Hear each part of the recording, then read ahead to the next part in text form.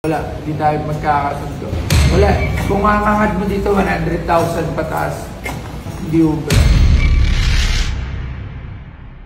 Ayan, meron tayong halika rito niyan. Tignan natin, hindi pa tayo bukas pero may nagbebenta na. Platinum, tignan natin. Platinum! Platinum ba to? Hindi, actually ang platinum mababa. Dati mataas sana platinum.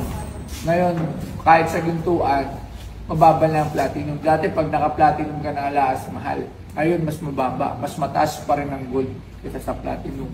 Para lang i-check ka, para lang malaman mo. Sobrang baba ng platinum. Actually ngayon, hindi na nga siya katulad dati na mataas ang platinum. Ayun o, ang platinum na lang ay magkano? $43. So magkano yun? Siyempre, hindi naman yung totoo. Sa Google lang yun. So 2.4 lang ang per gram ng platinum. Sa 2.4 ha? Ito para natin malalaman kung ilang grams sa platinum dito. Oo nga. Di aluminum nga ito lahat na nangyari. Ito pang design to. Parang yung sa simento. Oo nga, 3 points. Sayang, ang ganda sa